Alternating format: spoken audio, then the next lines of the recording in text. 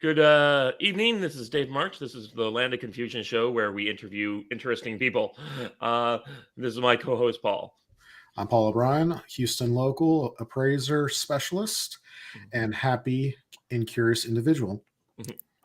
And tonight we welcome Gary McVey, who I've interviewed previously on my previous podcast. But I thought he's definitely a very interesting individual. And why don't you tell the audience a little bit about yourself, since we seem to have two people watching? Oh, good. Well, I'm from New York. I went to film school. Marty Scorsese was one of the teachers. I was a movie projectionist, too. I had a union card. I was marched in picket lines. I came out here to write.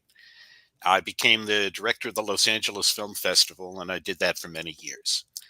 And then around the turn of the century, I was hired by a group of conservatives to start a new group called American Cinema Foundation. And we put on events here and in Europe. We put them on in Russia, Hungary, Czech Republic, places like that. We have always been very, very interested in the political, social changes of Europe over the past, 140 years, right? Since whenever Marx lived. But I mean specifically in the last 30 years during the great tumult after the wall came down. So, that's where we're at. I'm retired now, but I'm as opinionated as ever. So thank you so much for having me on the show. Yeah, no problem.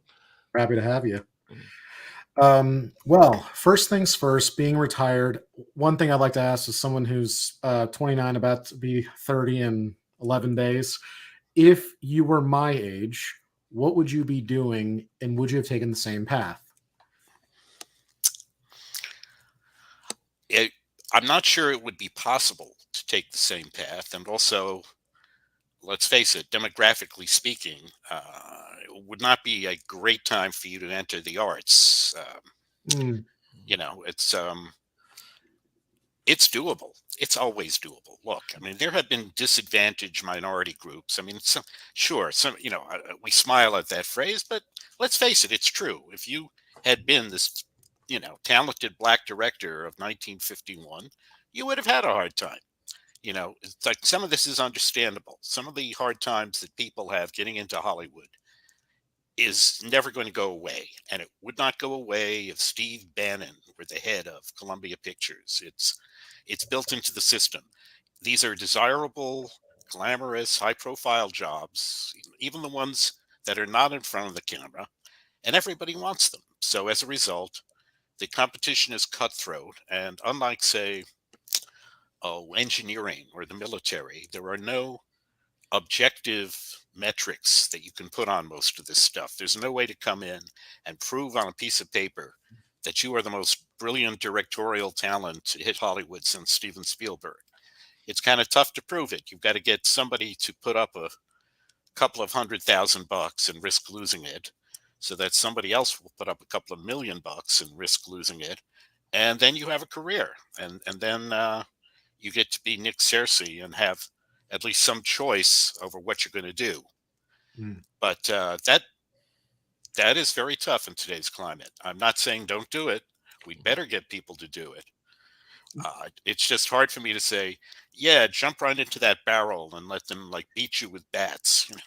Well, it's tough. It's an interesting situation to be, young and conservative and wanting to get into film, because it is a creative outlet that a lot of people do aspire towards.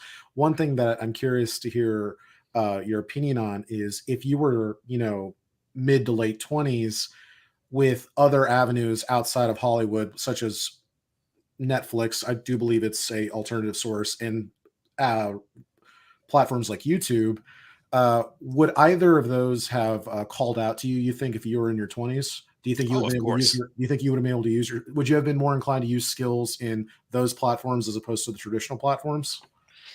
I don't know about more. I certainly would have used them. I mean, back in my day, I was one of the first generations of young people in film that got deeply involved with video technology and with computers. Like for us in the 70s and 80s, that's roughly the equivalent of what streaming is now. The idea that you could own a movie is something that did not exist, You know, Yeah. when I was 18 years old, you could Unless not you're own like a really movie. rich and you would have like your private little Oh, theater in but your house. even if you did, you could not own the movie. Hmm. You literally could not buy a copy, no matter who you were. The Mhm. studios were strict about it.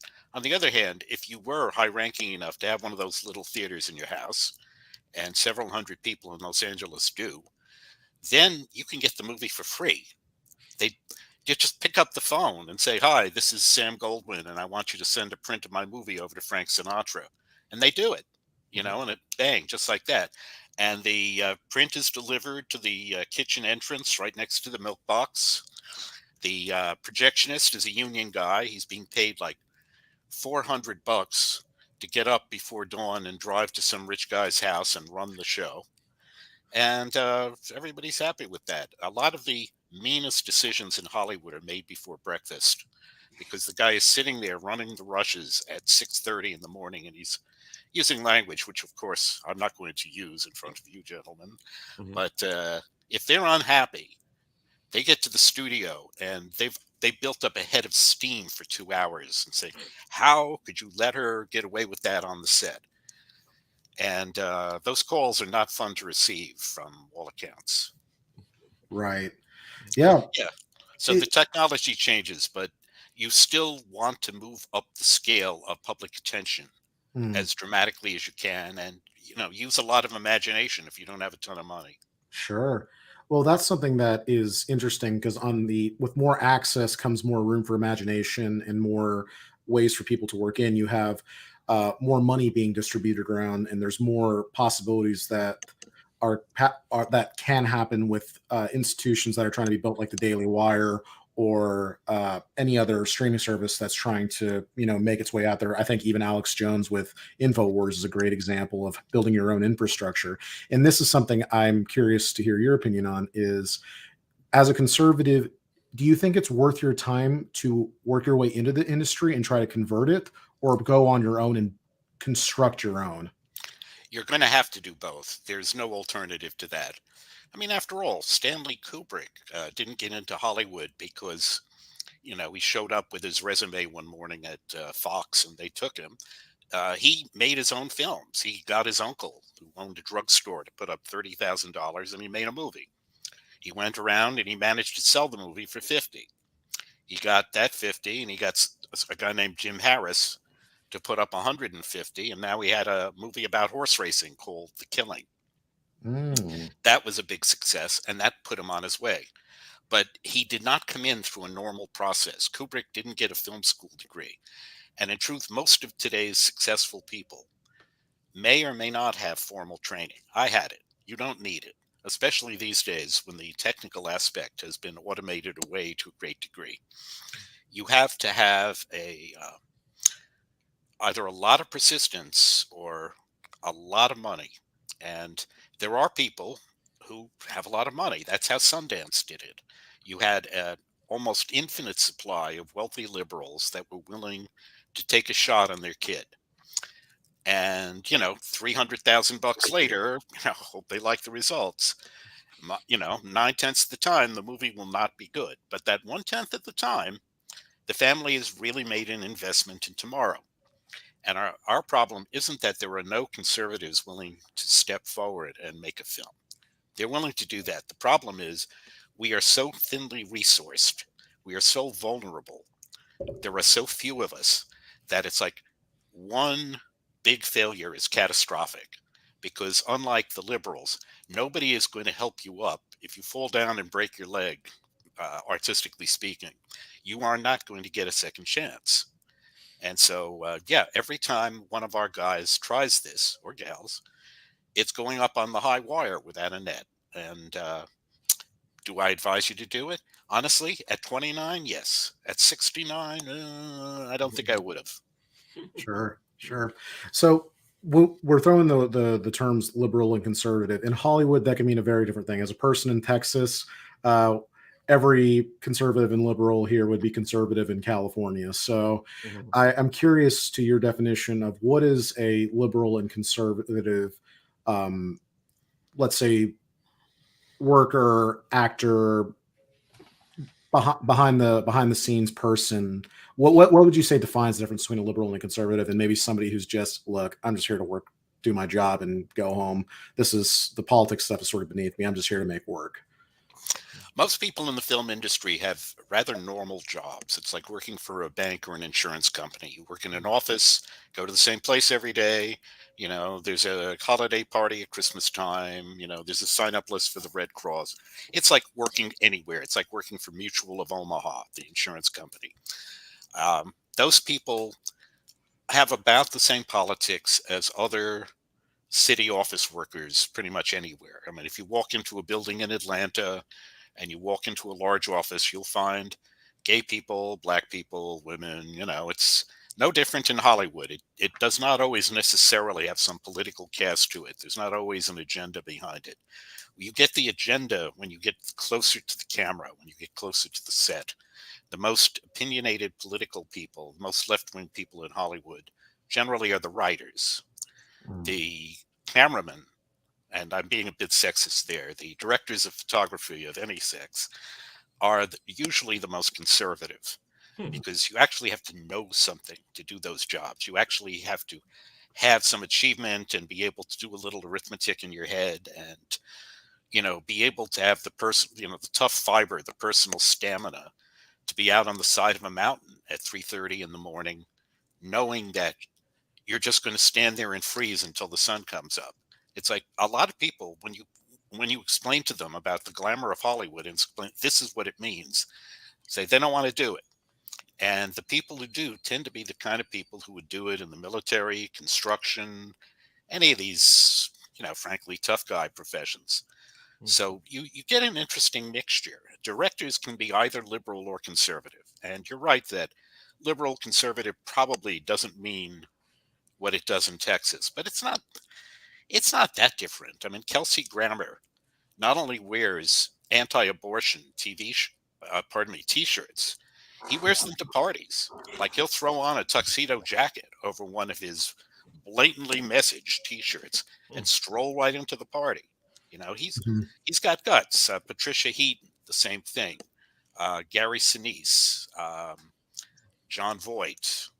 We've got a lot of people, but a great many of them, admittedly, are in the technical or financial areas. Those are places where conservative can get a start. So with before we go on, I just want to say I had a friend of mine. Unfortunately, he recently passed away, but he was a movie site manager here in Ontario, and his previous job before he became a movie thing was a prison guard president. So just to give you an idea of where people can come from. Yeah, it takes all kinds, no question about that. I'm curious to what you were saying with the fellow who's wearing like the anti-abortion shirts to parties and stuff like that.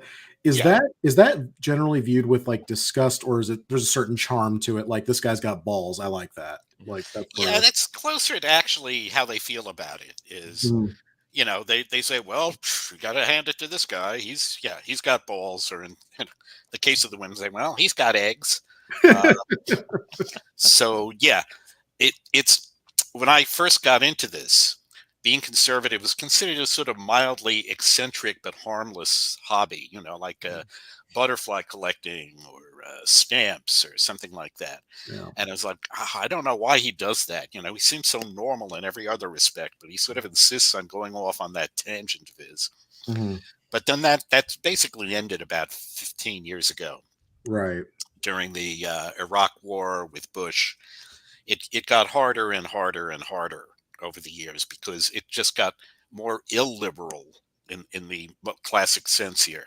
Like people driving out any other opinion, basically trying to shut down debate. That was not always true, even among Hollywood liberals. They weren't always woke. We had a couple of guys. I mean, Heston was a liberal who became a conservative. He went on the march for civil rights, things like that. We had a couple, I'm trying to think of some of them. Gregory Peck, big liberal, but a nice guy in most respects, a decent human being, patriotic. Tom Hanks, Spielberg, these are liberals. They're not wokesters. They're not traitors. They're not neocons, whatever. But on on the other hand, would I have to say, honestly, are they Republicans? No. The Right. Republicans that we have here vary. They don't tend to be the hard edge of social conservatism, but they often tend to be the hard edge of leave me alone-ism. Yeah, Mm. which is it's a good contrast to the big government. Let's tax more and have more pet projects, and this time the homeless aid will work if we just throw another 10 million at it. And I could definitely see the contrast of the type of Republican conservative that would be found there. Whereas I don't think abortion would be as contested. I feel like that's kicking a hornet's nest in like LA these days. Maybe I'm just ignorant to that, but I am curious. One thing that I hear a lot with a lot of conservative media is, especially ones like Daily Wire and folks who hang around in that sphere, there are so many. They say there are so many conservative actors and workers. You have no idea. They never name them, but they insist that they're out there, and they would be willing to do it, but you know they're worried for their career. I'm curious, as a man who's been in the industry, what's sort of a soft tell that someone's a quiet conservative when it comes to like being an actor? Like, what's sort of a soft tell you think? It's a very good question. And I mean, honestly, I don't know if the analogy I'm about to make is a really good one, but I'll bet you it is, which is it's kind of being conservative in Hollywood is kind of like being gay in Hollywood in 1950. Mhm. It's like it's not technically illegal. Almost everybody knows somebody who's kind of, well, that way. Right. And it's not socially wonderful, but you can survive it. Most people will sort of shrug and look the other way. Um, I think that it is true. There are many more conservative people here than people realize, but a lot of them may not have high profile jobs. They may be Oh, rich, they may be important, they may be powerful, but most people in the public have never heard of, let's say, the vice president for film acquisition at Showtime. On the other hand, that's culturally a very, very influential job. You want to have one of our guys in there doing that. mhm. And it doesn't pay too bad either. 400,000 or 500,000 bucks. That's not exactly a tiny toehold in Hollywood, and we have a whole bunch of people at that level. Mhm. The trick is that how do you get that translated into something different that eventually reaches the screen? Mm. That's quite tricky. It's one thing to say Gary Sinise will read a script tomorrow if you send it. If you send him a solid, dramatic, Oscar-winning conservative script, there are people who read it. The trick is that it's like persuading not your enemy, but it's like persuading very timid friends to take a risk on something. Mhm. And, because I know the guy is conservative, I'm sometimes going to be a little reluctant to expose him to more risk than I have to. Like, I'll Mm. try to cut him a break. I'll try to cut him away of supporting the event, being part of the event, putting his name on it, but not blowing up his career over it. Mm. Now, am I embarrassed to have to do things like that? A little bit, yeah. But on the other hand, this is how the left did it. It Right. used to be that if you were a communist from New York, you got off the train in 1946, and there were a bunch of people you'd never met, but you'd been vaguely introduced to in letters or phone calls. You went there, they fed you, they introduced you around town, they tried to get you a job, and they tried not to blow your cover. Now, that's infiltration. They Mm. were very, very good at it. We need to be kind of good at it. Not Mm. dishonest, not secretive precisely, but shrewd, strategic. Mhm. Uh, Following up on that, I think you can tell sometimes by who's taking certain parts and the films that are getting made. I'm fairly certain, looking at some uh, Denzel Washington, his recent movies and stuff, and the Antoine Fisher, or I can't remember his last name, but they're just making some of the most conservative stuff out there, and I can't believe that's just coincidental. Yeah, he's one of those people that I would call conservative adjacent, Yeah. Mhm. and I like dealing with people like that because in Mhm. truth, I don't want them to be dishonest and claim, oh no, I'm MAGA all the way. It's like if they're not. I don't want him to lie, but I'd rather have an honest liberal who is not a wokester than a third-rate conservative. Sure. That's like, because I feel like, hey, a Denzel can give you a patriotic picture once in a while. Right. Right.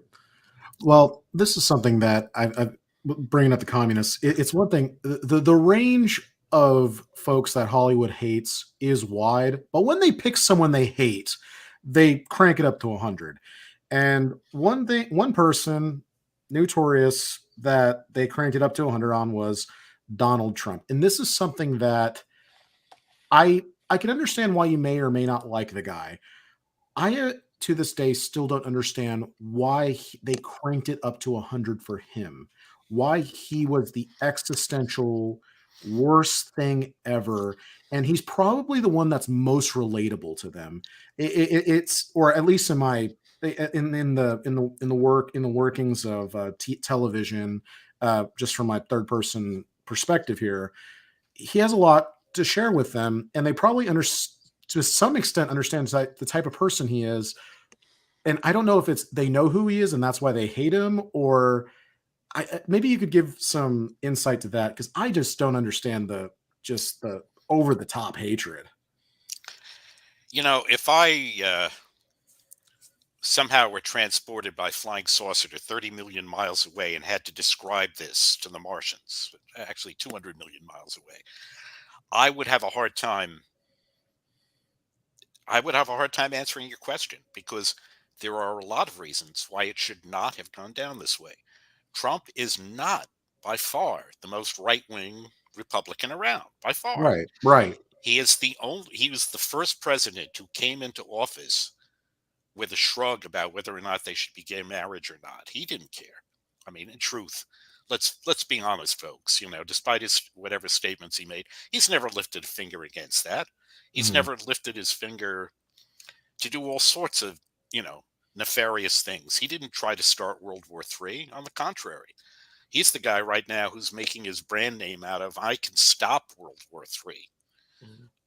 If you look at all of the things that people traditionally hate or fear about right-wingers, he doesn't seem to be anywhere on that chart. That is what is so strange. It's like, what is he? He's a billionaire playboy who's had a lot of affairs. I mean, normally this doesn't get you rejected by Hollywood in a big way. He had a hit television show. He knows the entertainment industry thoroughly. Right. He is, in most respects, in his personal relationships, not very much different than any other New York liberal. Right. All his friends hang out at delicatessens and, talk about Wall Street and their houses in the Hampton and stuff like this.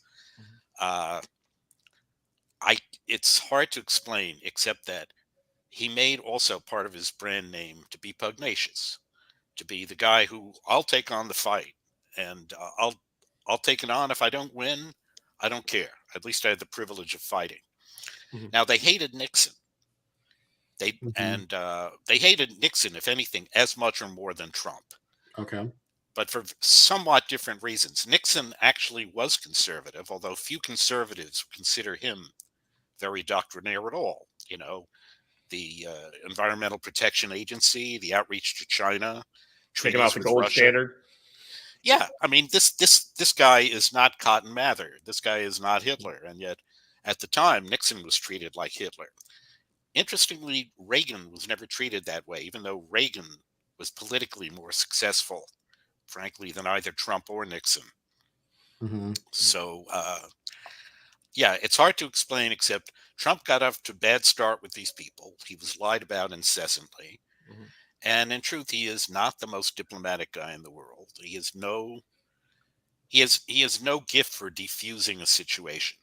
He has a wonderful gift for stepping right on the landmine and surviving, but he is not great at defusing landmines. That's a good thing he could survive, right? Yeah, and that's something that Razorfist had a great one-liner about why the smears weren't effective at taking down Trump in 2016, which is 20 years of prestige and excellence in your branding does not get undone with 1 year of bad press. And that was something that really hit a chord with me because it's not like Trump was a stranger to Hollywood. In fact, we have, decades of video of people, getting close to him and schmoozing, but then either outright turning or just being quiet. So, and he's not a stranger, and he's not some alien that you could just say, "Hey, just get to know the guy." No, I think it's fair to say that a lot of people, to at least some acquaintance level, knew the guy, and it. I just, to me, I always felt there was something deeper that was going on that just maybe, you don't need to go to Mars to explain this. You can just go to Texas, but like, because it's curious to see. Yeah, it is curious. It's also a damn shame it happened this way politically, because things could have gone a lot easier. The whole Russian hoax, the whole disinformation thing from 2016 that just lingered for years, just left a bad taste in everyone's mouth. And in truth, once the two sides get into a pattern of revenge, which is perfectly human and understandable, Mhm. the Hatfields and the McCoys, in effect, take over politics. You get a situation where even when Trump did something that in retrospect they agreed with, like say, we should be more suspicious about China. We should have reopened the schools earlier. It's very difficult, seemingly, for anybody to admit, yeah, he was right about that. I do think there is, like, he does remind me of another New York liberal who ended up in a similar situation, becoming president, FDR, who, aside from that, but was considered really, FDR and his policies were considered by the Yankee establishment elite in New York. He was basically a race traitor to them. And I feel in some ways that if Donald Trump had done everything he did, but he was the Democrat, they would have loved him. And Maybe. I mean, Giuliani is a Republican who did most of the things they would have wanted. He made New York City great again. He was terrific. But he wore out his welcome a bit because, like Trump, he is overbearing. He has no diplomacy. It's like they called him the Patton of Manhattan. Good reasons for that. Right. So I think, honestly, if I had to rewrite history, Trump should have put in 2 terms as mayor of New York. That's been one of the things I did. See, That would have also helped him a lot, because just the fact that when he ran for the nomination, everyone's like, "How is this guy going to govern?" Even if he had just been the one-term mayor after Bloomberg and voided De Blasio and ran, at least we would have some information on the guy of how he would run things. yeah, he would have been relatively popular in the same way that for a long time Giuliani was relatively popular, and so was Bloomberg. Bloomberg was not the big liberal choice of New Yorkers. He was the Democrat who was barely a Democrat, and he did, I have to say, pretty well. He did not mess up the place the way De Blasio did. I think also the job would have fit Trump. He could have jumped in his limo every night, been out at all of the best restaurants and nightclubs and theaters, and threw out the ball at the ball game and stuff. He would have been great at that. And he would have, like you said, frankly, learned to govern, because a problem that he did have his first year, maybe his first year and a half, is that he was frustrated. He's used to picking up the phone and people obey orders and things happen.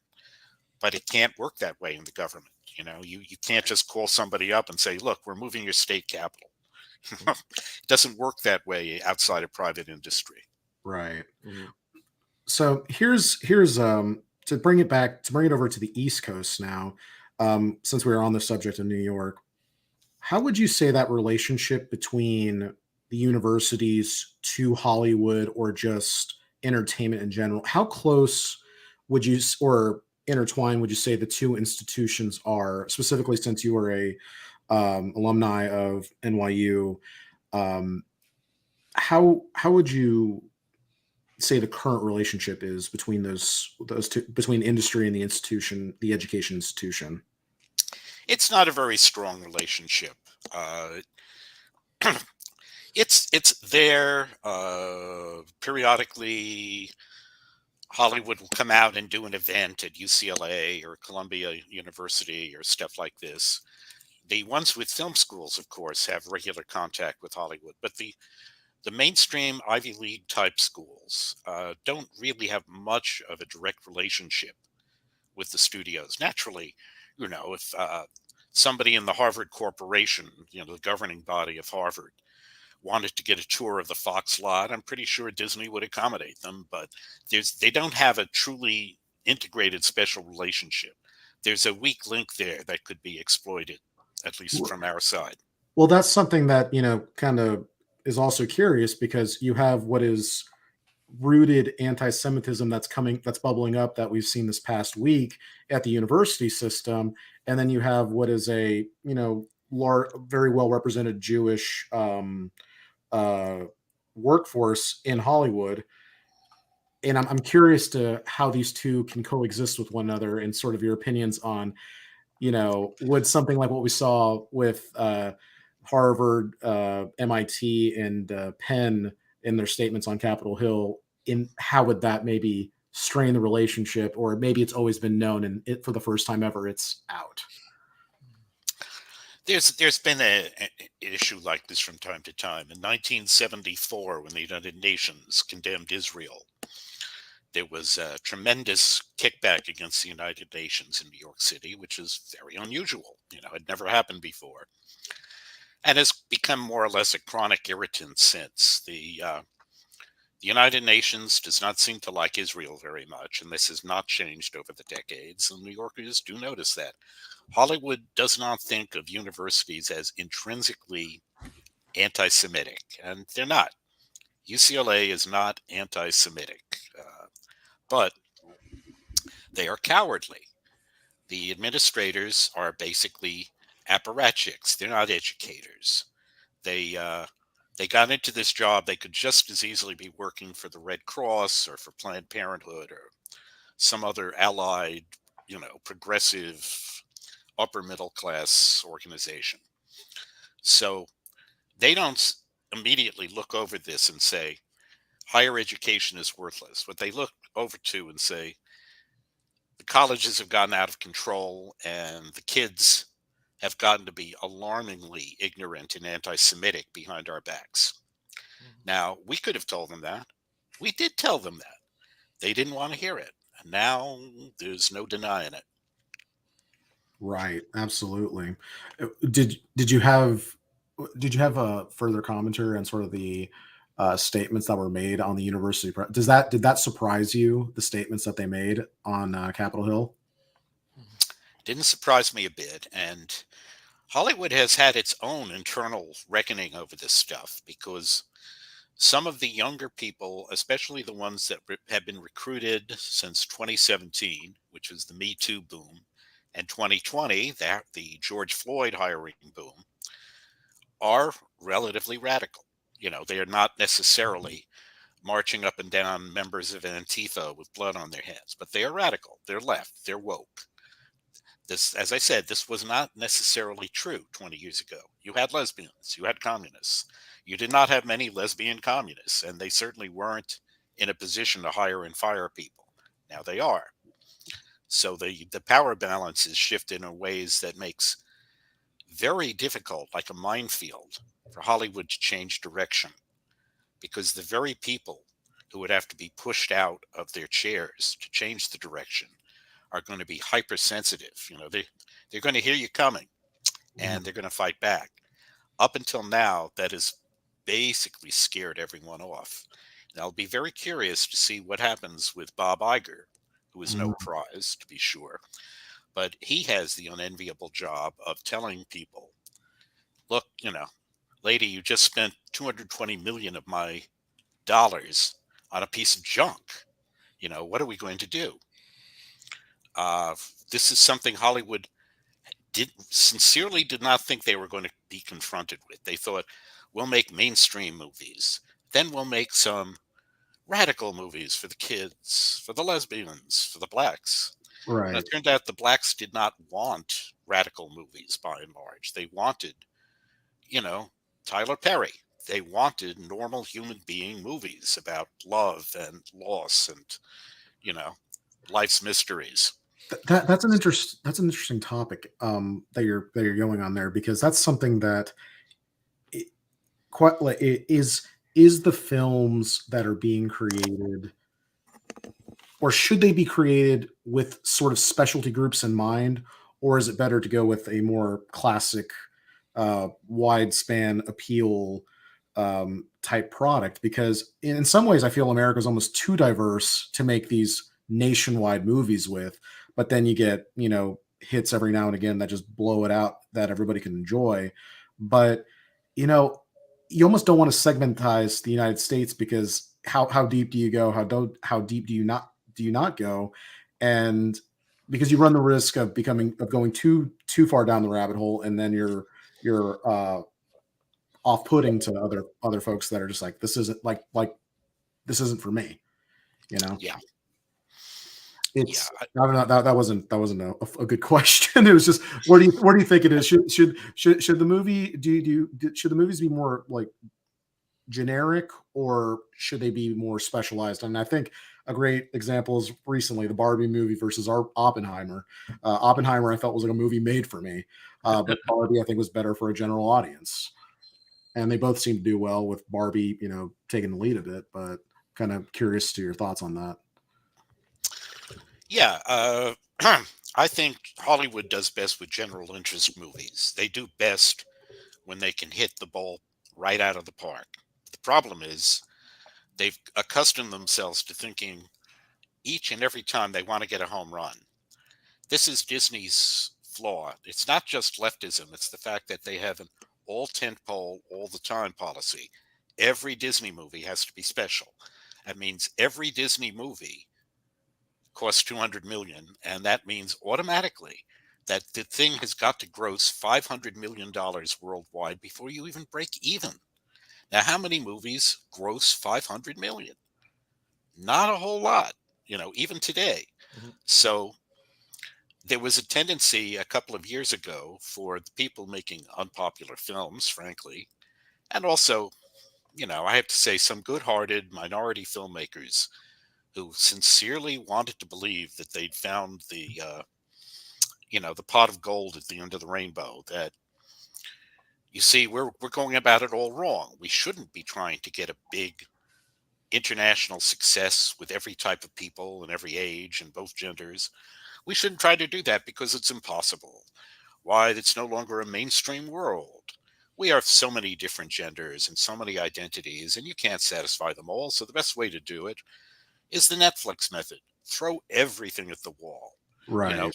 Have 200 different series. Now, admittedly, they have to be cheap, but the fact is, it's not just like, well, you'll have gay movies as well as straight ones. You'll have gay sports movies. You'll have gay sports movies for women. You'll have gay sports movies for women who are Asian. Right. And so it's like when the tree of possibilities spreads out like that, you find that the only way you can make those shows is to make them for like $50,000 each. Right. That effectively means that you have no chance almost whatsoever of turning one of those into a bigger hit. You've got your little $50,000 movie, your little, $500,000 movie, and you can stock up your library with them, and there will be some demand for them. But to tell yourself, well, this is the smart way to go because, the people who made, let me interrupt myself, Blue Beetle this year, big flop for Warner Brothers. Mm-hmm. I mean, they lost $175 million on this one movie. And the NPR critic said, this is going to be a huge success. This is going to show the way for Latino filmmaking, because the fact is, you can't make a hit movie nowadays. So the best you can do is hope to dominate one category. And that's what Blue Beetle does. Except that, Black Panther didn't do it that way. Barbie didn't do it that way. It's still possible to make a big hit movie the old-fashioned way. Look at Top Gun Maverick. Mm-hmm. Nobody, honestly, in Hollywood thought that was going to be a big hit.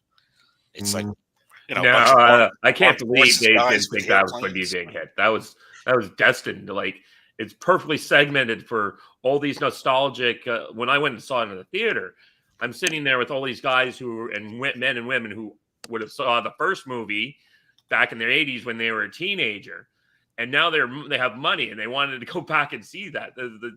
Like Gen X nostalgia, that was drove that. To be honest, I mean, my hot take on Top Gun is it wasn't supposed to be the hit, but they didn't count on the soundtrack being so good.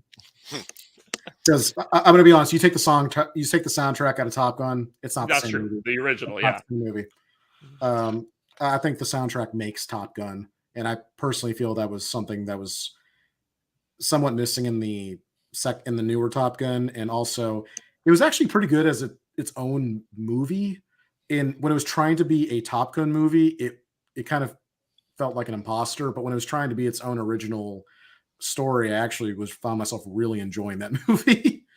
Yeah, and I like Val Kilmer in it. You know, it's like cornball, yes, tear jerking, you know, hard on your sleeve sentimentalism, but hey, that's never been outlawed in Hollywood, and I don't think it ever will be in entertainment generally. And you know what the story of that movie is, right? John Henry was a steel driving man. That is totally what that movie is about. When I was like the entire time, I'm like, oh my god, they just made the John Henry with Tom Cruise. Well, this is kind of going into the culture stuff. This is something culture of Hollywood. I don't know if this is a culture of Hollywood thing or culture of America deal. So one media I think that has taken the world by storm is Korean K-drama. It is. I love it. I think it's fantastic. I am a big fan. One of the big reasons I like it, it is very good when it needs to be at being PG.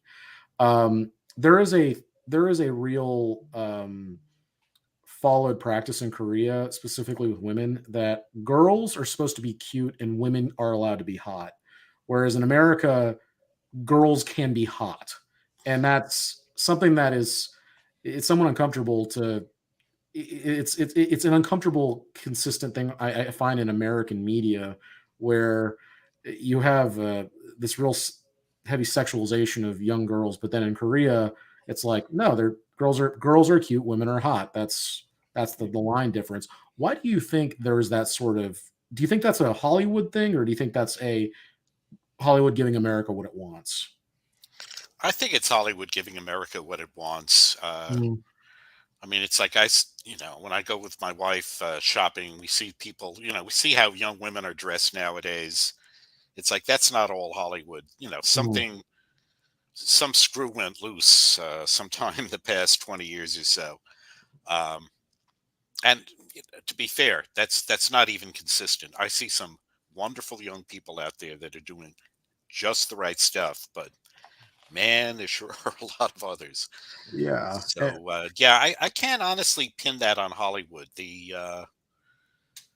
For one thing, to be very honest, if Hollywood ever had a Lolita complex, and I think that that's somewhat exaggerated, the fact that bluntly there are so many gay men in the industry seems to have blunted that, if anything. It's like female sex appeal. What do we care? That's funny. Yeah, no, it is another. Well, on the gay thing, that's another cultural comment I've had that I really appreciate about Korean media as opposed to American media, and it's specifically the problem with the way we go about, telling and inputting gay and lesbian characters into American shows and movies, because you almost see in adding gay people, you see the erasure of friendship. And it's so annoying that in American films, people just can't be friends. You see two guys or two girls go into the room, and all of a sudden there's a weird tension that starts happening. And just like, why can't they just be friends? That's it. It's something I'm seeing more and more, at least in the younger media. It's just a death of friendship in storytelling. Whereas in Korean, and in fact, I'm so used to it that when I watch Korean media, you have these, very intimate moments between two men and two women, and they're just friends. Like, that's just two people like being good to one another, and there isn't anything more that needs to come from it.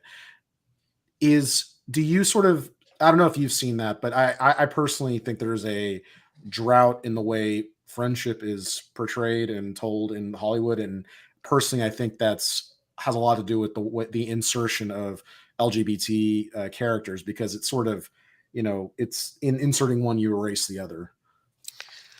It's possible. I'm not as pessimistic. I see what you mean. And in fact, yeah, I can sing your song because I've seen so many cases where what we're actually looking at in a movie, I just did a post about Barry Lyndon, Hmm. and people were more flowery back then. Men were more flowery.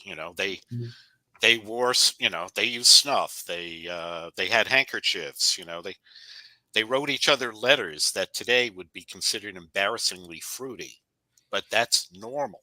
It doesn't mean that they were secretly homosexual. The Right, funny right. thing is, it used to be people like us. It used to be conservatives who would say, "Oh, wow, they're just a bunch of faggots." Well, did you read that letter?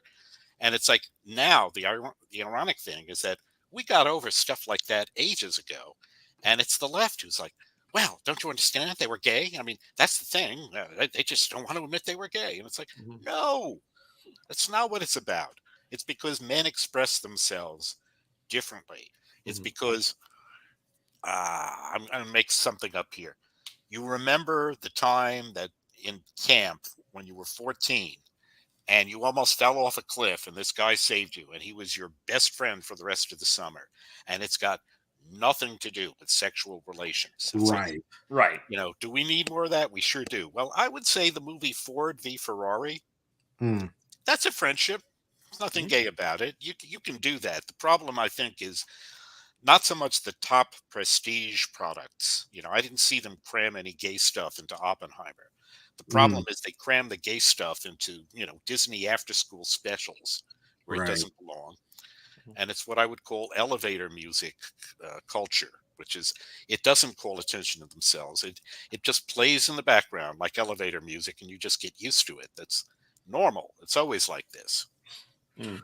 Yeah, no, I definitely hear you. I think one of the funniest examples of this was with the Disney Buzz Lightyear, because Oh, they made a stink about the gay characters, and I'm like, you realize these gay characters were killed off in the first 15 minutes of the movie, right? yeah. Like it was they're like, oh, the representation. I'm like, they axed these two like, all right, gay people, and you out of here. Moving on to now Yeah. now we can watch the movie. Yeah. It was just like you said, it's background, it's a checkbox. All right, we have our Mm. headline, moving forward. And Yeah. You it's late. get before we move on, I just wanted a personal anecdote. So remember when Bert and Ernie supposedly came out as gay on Sesame Street? Mhm. And I was talking to a couple of my gay friends at that time. I'm like, this is ridiculous. Bert and Ernie are not gay. Now, Scooter, he's gay. And they're like, absolutely. Yeah, I don't know. Gay characters of the past. It's like Margaret in Dennis the Menace. I don't know if you remember those comic books. Margaret was a lesbian. There's no question in my mind about it. I mean, people talk about Velma, but Velma could only dream of being what Margaret was. And it's like some of the stuff is funny. Some of it's obviously a joke. Some of it's probably real. I mean, it's kind of poignant. It's gone from one extreme to the other, from one whisper that you're gay will totally destroy your career to one whisper that you're anti-gay will totally destroy your career.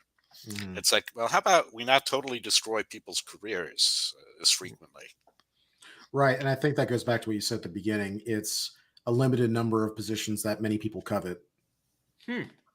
and the destruction is the end for a lot of um, opportunistic people, and perhaps that's the reason why they opt for that sort of angle of attack. In that regard, though, if you are destroyed these days, you have options, and I'm kind of curious to your thoughts on that with emerging entertainment markets like Georgia, Nashville, Austin. Do you think any of these markets have a or in even Montreal, maybe Montreal, or yeah, I think Toronto. Montreal. Do you think any of these emerging entertainment markets have the ability in time to contest what already exists in Hollywood? Yes, I do. I mean, let's face it. To a certain degree, Canada offers examples in Toronto of both the leading film festival in all of North America, bigger than Sundance, bigger than New York, LA, San Francisco. Toronto is it. Toronto has the biggest film market in North America. This is not the prestigious festival. This is the stuff that happens behind the scenes. It's like a shoe salesman's convention where, the guy from Cambodia, has a picture, and the guy from France gets to see it and bid on it, that type of thing. That's a big deal. Toronto's production community is huge. It is, I think, probably third after New York. Well, yeah, I think it's bigger than New York's. It's not as big as London. It's not as big as Hollywood. So a lot of the question is not just where do you shoot the movie. I mean, you can shoot the movie way down south. You can shoot the movie at Tyler Perry's studio in Atlanta. But the question is, where's the decision? Where is the brain that decides how it gets distributed around the world? That brain doesn't have to be in Los Angeles or New York. I see. It's like there are entertainment moguls all over this continent that can make a decision to launch or kill a movie with a phone call. So Wow. sure, that will take some of the power, some of the aura away from Hollywood. But on the other hand, there are industries where there are certain advantages of scale, of centrality. This is one. Like if you can shoot a wonderful movie with Tyler Perry, but if you have a specific type of camera and it breaks down on Friday afternoon, how soon will you be able to get another camera in there? It's like in Atlanta, Monday. In Hollywood, you'd have it by 9 p.m. Wow. It's like stuff like that. Or we got rained out. We can't do the 18th century picnic scene. Instead, we have to do the 20th century fantasy scene. So now we need 20 women in go-go outfits. So we need to find 20 women of a certain age and 20 costumes from 1966. And we need them here by tomorrow morning. You don't have that in Atlanta. You can have wonderful people, wonderful equipment and stuff like that. But you need the kind of resources that Toronto, New York, London, and Los Angeles have to really dominate an industry. You don't need any of those things to be a gatekeeper. There's a company, I can't remember its name, in Chattanooga. Fairly anonymous company. I'm sure, I've seen its picture. It looks like any business park development. Nothing glamorous about it.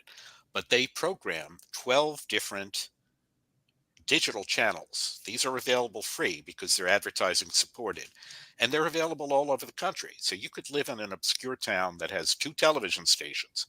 But now, because of digital technology, each of those stations has 12 channels. And they can fill those channels because they don't have to program them themselves.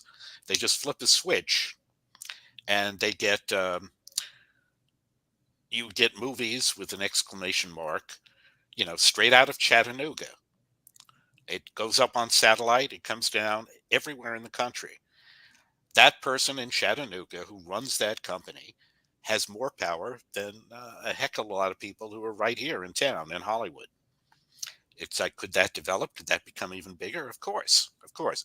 Increasingly, young people are going to, 29-year-old you, are going to come in through streaming, through the lightweight and inexpensive digital media. And by proving yourself that way, people will give you money and move up to, the old-fashioned Christopher Nolan media. That's really inspiring. I'm curious, with your experience, your time in, and what you're seeing now, do you think the profession is growing or degrading as an art? It's degrading. However, I'm not as pessimistic as most conservatives about it. It's taken a hit, it's taken it on the chin. Let's face it, whatever metaphor you want to use, but it's still got an awful lot there. You've still got an awful lot of talent here and ability to tell stories that can be sold all over the world. Who else has that? There are film export industries in, say, Turkey that can export all over the Islamic world. There are South American distributors in Spanish. They're a big deal. They're not as big deal as Hollywood. They're mighty a big deal. But it's like, whose culture can travel everywhere? So far, ours. I mean, Squid Game, the Korean stuff, is wonderful. It's fantastic. I'd like to see more stuff like that. Mhm. But there's very little chance, let's say, that the Korean film industry is going to push Hollywood off to the side. That's not Right. going to happen. And frankly, if it started to happen, Hollywood would rush forward enough money to co-opt it, to buy it out, to buy some of that talent right here. Mhm. I would like to see conservatives do stuff that people don't expect of them. I Mm. mean, here's two specific assignments, for Miriam Adelson, Shelley's widow. If she ever feels like being really generous to the culture, here's what she could do: make 10 movies about women, except that they're not going to be the conventional feminist drama that we expect. Make movies about the women, the woman who ran the Atomic Energy Commission in the 50s, Mm. or the woman who, Claire Booth Luce, who did some really amazing stuff in her life. Nobody's heard of her. It's like, if she had been on the left, there'd be a university named after her. There are all kinds of stories like this. So everybody thinks, well, the conservatives will get in power, and the first thing they're going to do is make a movie about how they love guns. It's like, you know what? Let's fool them.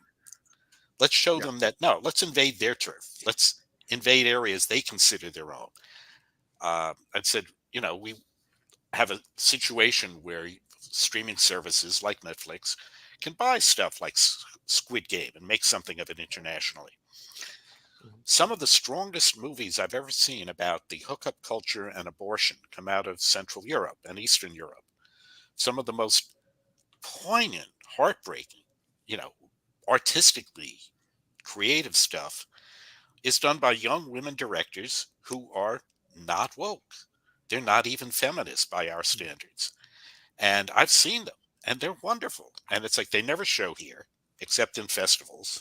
And frankly, with me out of the game, there are not going to be many festivals that are going to take them in the US right now. It's like, put them together in a package and call them Women Deserve Better. And it's like, does anyone expect the conservatives to do that? No.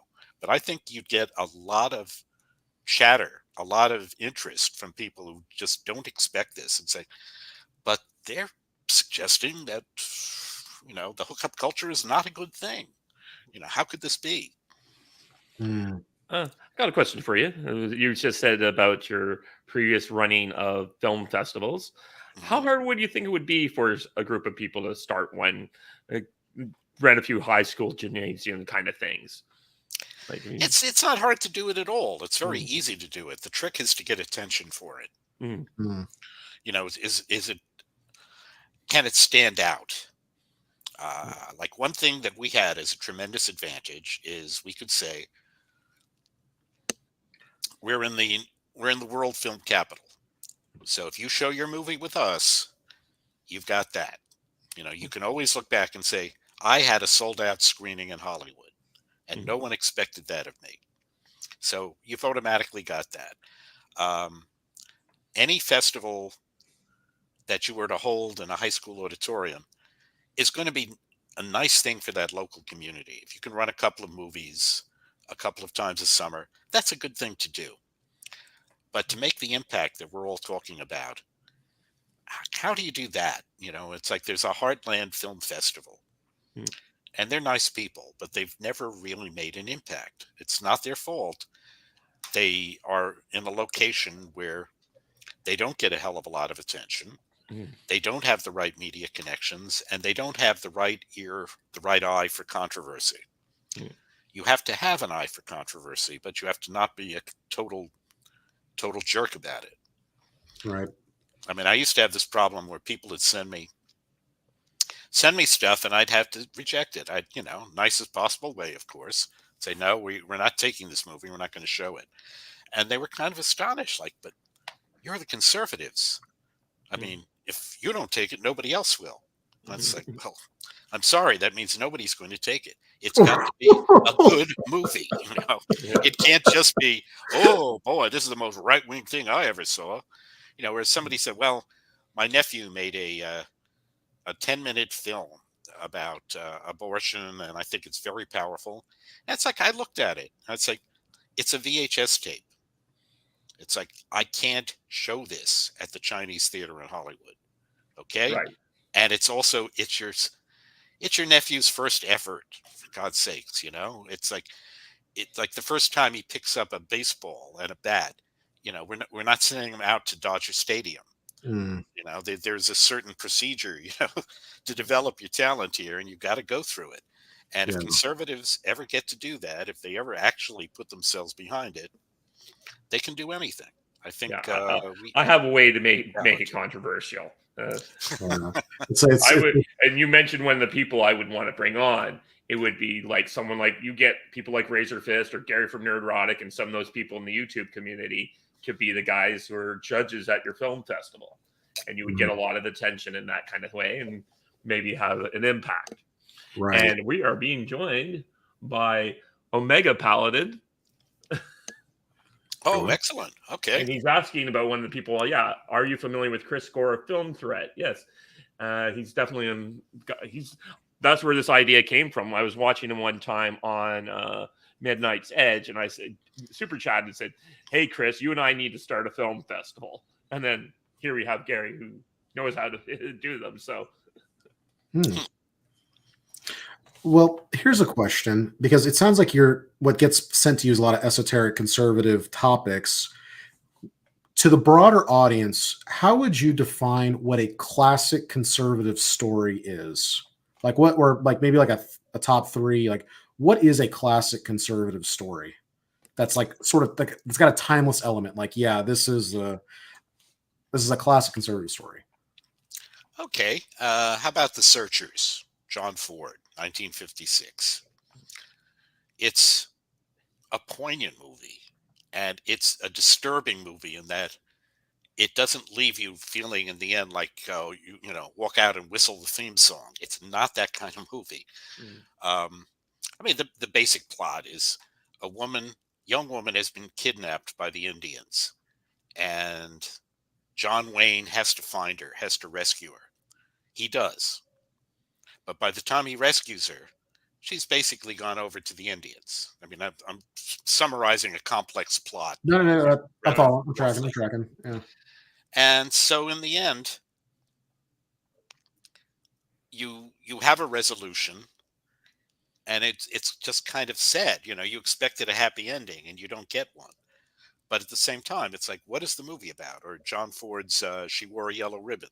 Same thing, which is duty, loyalty, obedience unto death in some cases.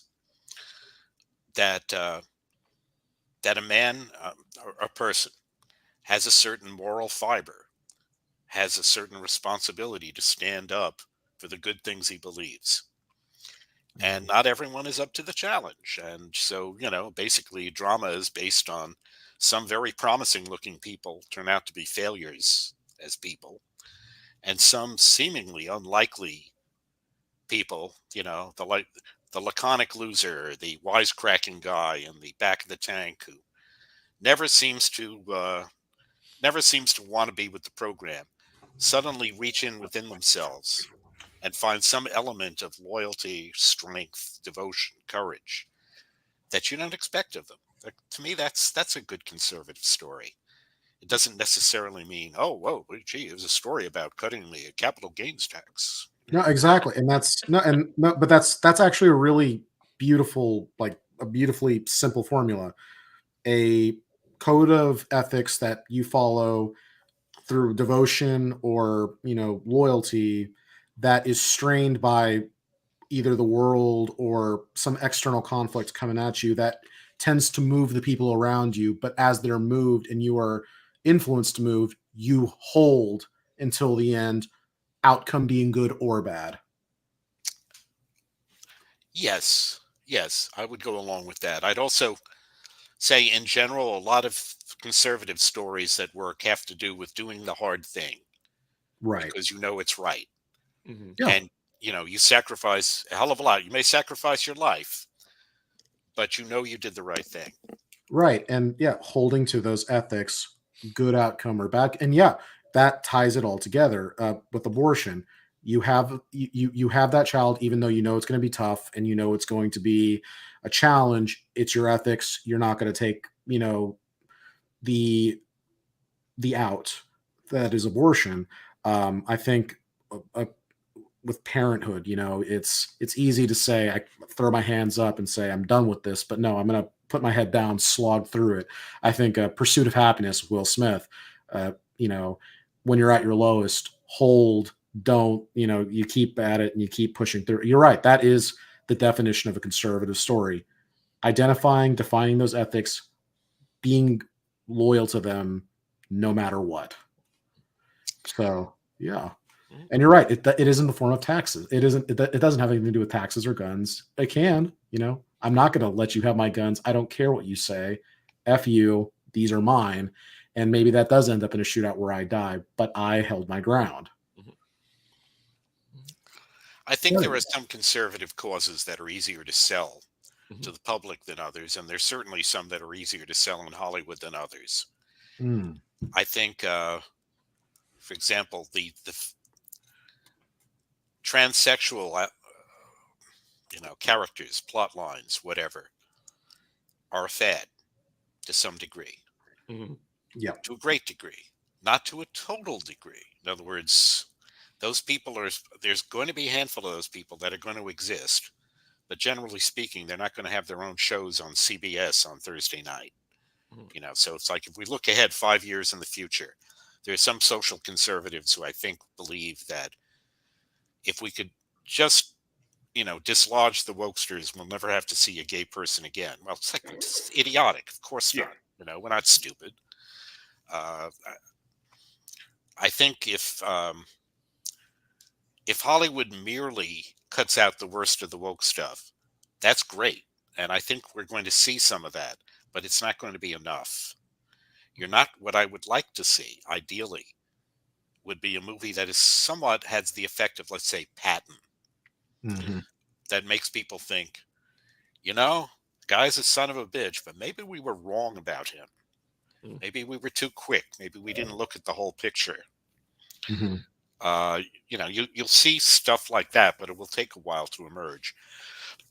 I'd like to see a conservative Oliver Stone. I think Oliver does solid work. I often disagree with him, but I have to say some of his stuff with Putin and with Russia has been extremely interesting. And I think that people who were on the left with Oliver back when it was easy should stick with him now, if they are indeed on the left, because although he may seem like an apostate to them, I mean, what is this? He's pro-nuclear power, he's anti-Ukraine, and say, but on the other hand, you trusted him before, you found him interesting before.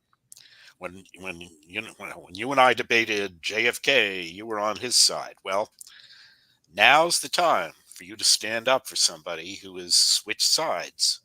He's still courageous. He could be wrong. He could be entirely wrong. But he deserves a little respect. Fair enough. I see that we're coming in the last third of the time for so far. I have sort of a fun question for you, okay? Okay. I personally get bared on by people because I nitpick and analyze the hell out of movies. And after we walk out and say, how was it? Other people say good. I go into the nitpicks of all of it. And with your experience, your education, how do you watch movies? Like do you just sit back and enjoy it, or I'm sure you watch movies differently than you don't just sit back and just take it, you're sort of. Well, I do. I see a movie just the way I did when I was 5 years old on one level. But on the other hand, sure, the back of my mind, I'm likely to remember things that I'm going to quote later or going to use later as a good example or terrible example of something. And that second level of stuff just, happens in flashes while the movie is happening. You look at this and you say, this reminds me of something. This reminds me of a Donald Sutherland movie. Oh, yeah. It reminds me of the remake of Invasion of the Body Snatchers. But in the meantime, I'm still watching the movie. I mean, Mm. you do the same thing. Everyone does the same thing. You're watching something and you think, darn, Han Solo just died the way Obi-Wan died, didn't he? Interesting. Yeah. Yeah. So, yeah, the several levels at the same time. And then after the movie's over and I'm walking away and saying, well, what was your general impression? It's like, I was very moved. And sometimes I'll say that about a movie where when I write about it on Ricochet, Mm. I'll say there's a fundamental mistake or immorality or flaw at the center of this story, but damned if it wasn't moving. Mm. It had something. It had drama. It's just that it also had synthetic conflict. It had a fake villain that is so transparent, so cardboard that he drags the whole movie down. And you have to say that. But at the same time, you should come out and admit, yeah, but the stuff about the mom and the kid, that will endure. That was good. And then Mm. people will say, well, geez, McVey, you're kind of a sucker, kind of a softy there. Why don't you just come out and say the whole thing sucked? Because Mm. it didn't suck. Sure.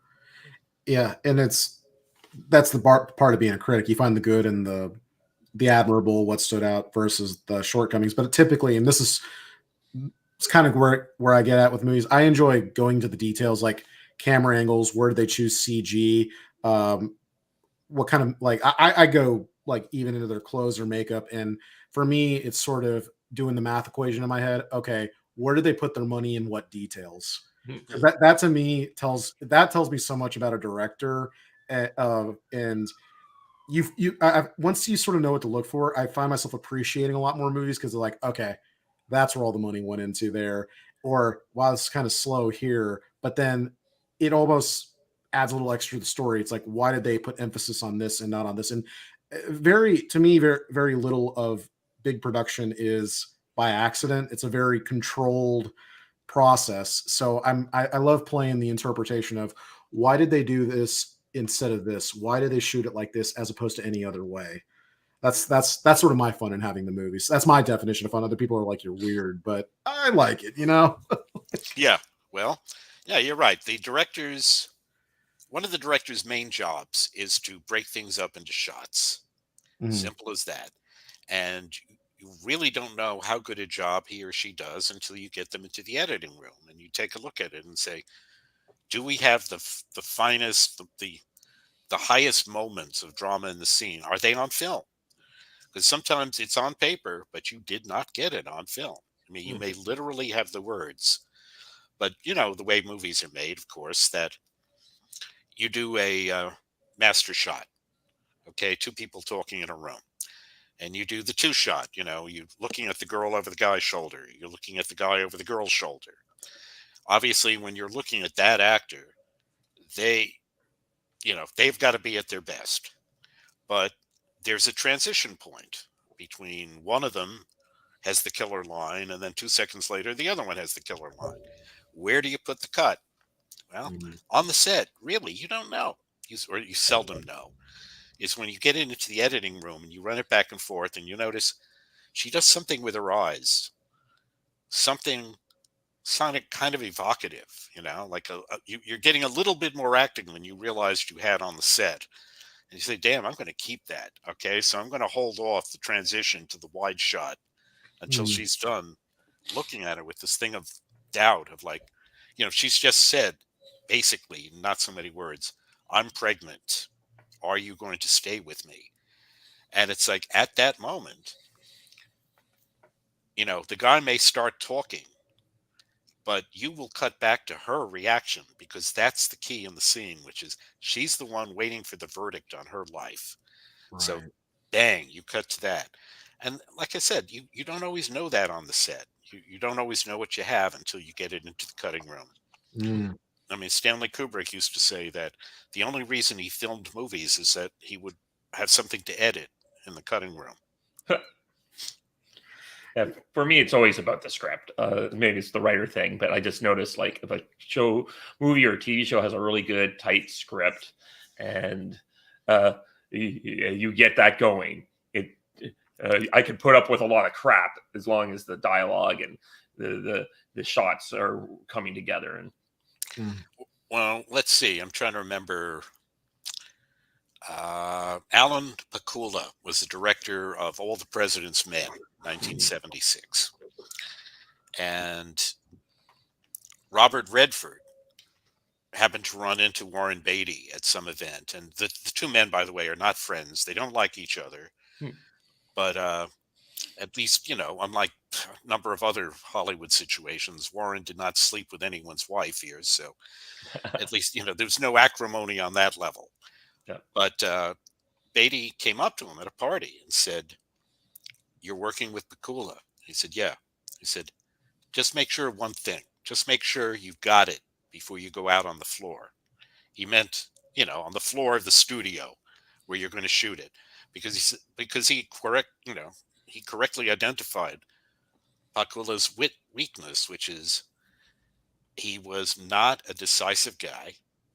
He was a staller. He was somebody who'd look at something. Let's try it this way. Let's try it that way. Let's try it the other way. Let's try it backwards. Try it faster. Let's try it slower. And Beatty was the executive producer. So it's not just that he was, the, whatever, the actor. He was the money guy. And so he was warning his fellow money guy, Redford, and saying, this guy will spend you blind if you don't stop him.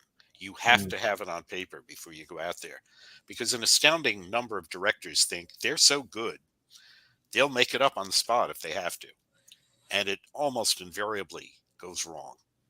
Yeah. One thing I'm curious about that you brought up with regards to the editing room, do you think the judgment when you're reviewing your film is something that is learned or is just something you got?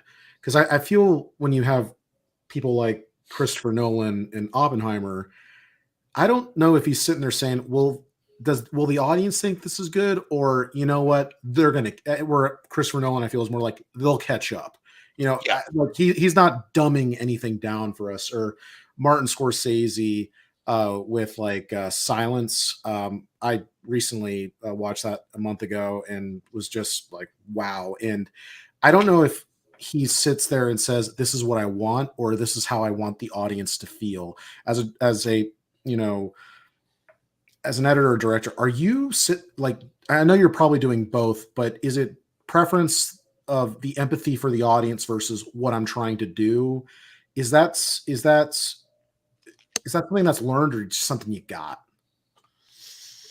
I think it's something you learn. I obviously look like any other talent, whether it's dancing or singing. You've got to have a little bit to begin with, but you can develop it later. And I think that with the director being the one person on the entire set who is the proxy for the audience, the stand-in for the audience. I mean, you may have 120 people standing around you. You're the only one who is in the theater, metaphorically speaking, a year from now, watching this scene take place. And you're watching and thinking, what would I want out of it? What do I need to know? Is this scene going to explain it? Is it, factually? Is it going to explain it emotionally? Is this going to make sense to people? Are they going to find it compelling? Mhm. Are they going to fall in love with Al Pacino? Are they going to fall in love with Diane Keaton? Uh, you know, it's like these are very difficult things to work out while you're Yeah. standing around at 8:10 in the morning, freezing to death because you're about to do a scene on the waterfront in Brooklyn. Mm. But somehow they do it. I, to answer your question, yes, they have a goal in mind. They will try to make the audience go along with them. But if they're any good at all, they know that there's only a certain degree you can lead the audience. The audience has got to go with you. You've got to make them want to follow your story. Hmm. So if it is a mostly learned skill, how does a director learn that empathy for the masses? Because I feel if the more focused the crowd is, the less empathy necessarily you might need, or maybe you need more. But maybe when you go into, okay, I am in a crowd of 1 in 100 million versus I'm a crowd in 1 in 10,000. I feel the empathy. Do you think it requires more empathy to be in a crowd of 100 million or a crowd of 10,000? as a director for your audience? Well, I don't know about empathy. Or seeing it from their shoes? Okay, seeing it from their shoes, I think that the number would be relatively irrelevant. I mean, you Okay. might have it in your head. It's like you've got a script, you've got a scene in front of you, and it's like this is a movie about an ungrateful child, ungrateful grown child who is disappointing his parents. Hunter Biden, somebody like that. Okay, that's a situation everybody can understand. I mean, you could be in rural China and everybody knows, oh, yeah, no, I knew the neighbor had a son and he was kind of a jerk and he wasted all their money and he ran off with women and he drank. It's like you do something with that. You have the empathy. On Got the it. other hand, you also have to have empathy. Let's say you're doing a police movie in Newark, New Jersey, and you've got 100 different things happening in it. Some of them are wonderful and funny, and some of them are just horrendous. And one of them is this black drag queen who gets picked up out of a police lineup and is kind of a funny character, but is also kind of a pathetic character. And it's like this minor character, you've got to do them justice. That doesn't mean, when I say do them justice, doesn't mean make them a role model. It Mm. means they happen to have actually been a part of this historic 1968 story, let's say, to treat it right, to get it accurate, so that even if you know nothing about this guy's lifestyle, whatever you want to call it, you look at it and you think, yeah, that's kind of true to life. I mean, the guy is weird, but what he said kind of makes sense. Mm. What he told Okay. the cop about the gun, yeah, I think he was telling the truth. So sort of find the universal truth behind many different types of people. If you can, yeah. Right. Wow. Okay. That's an interesting perspective to think about. Um, from yeah, because you're right, because you have to make minor characters relevant, but not the plot, or like not the center of the whole show. You also have to decide how to oversimplify things because you almost invariably have to. Unless you're Christopher Nolan, in which Right. case No, you're welcome. if you're Christopher Nolan, you've got to do a little bit of that. The example he gave of how they were gradually refining U-235 into U-238 into U-235 is he had something like a big brandy glass with marbles in it. You recall Yeah. that?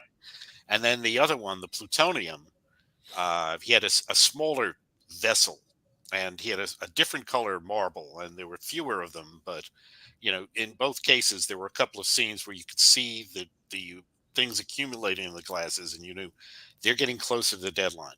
Well, that's an oversimplification, but it's a forgivable one because, in truth, if we'd stopped for 11 minutes and discussed the supply issues from Tennessee, from Oak Ridge, and from Hanford and Washington, it would have brought the whole movie to a damn stop.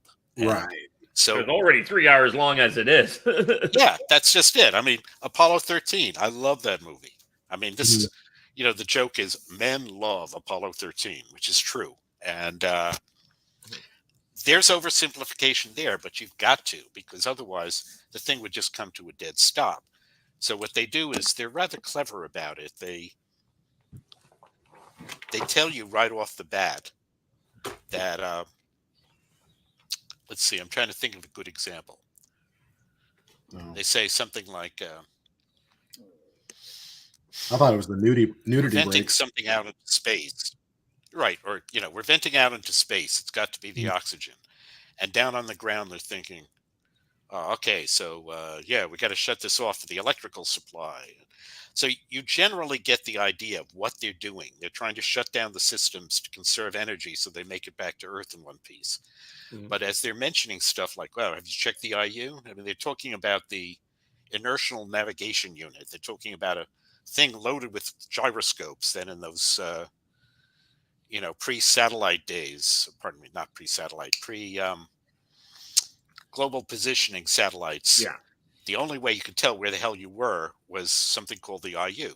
They never tell you what IU means. but you infer from the context that has something to do with the guidance of the ship. If they lose this, they won't know where they're going. That you understood. Right. So for the whole movie, they're trying to figure out how much of an eyedropper of information they need to give you to keep you in the picture without confusing you or boring you out of your mind. And it's very tough. There's no formula. Sure. They're good at it. Oh, well, we're coming up on an hour and a half here. Wow. Well, I'll tell you, these things always go quicker than you think. Right. I was eating it up. Like that was quick. I feel like we can go for another hour and a half. It's fascinating to hear the background, especially as someone who I'm the kind of guy I'll go watch a movie by myself just because I enjoy the medium, and it's always you always feel like you learn something, especially when and the more you learn about film and all the pieces that go into it, you can almost rewatch films and then reappreciate, what went into them to make them what they are.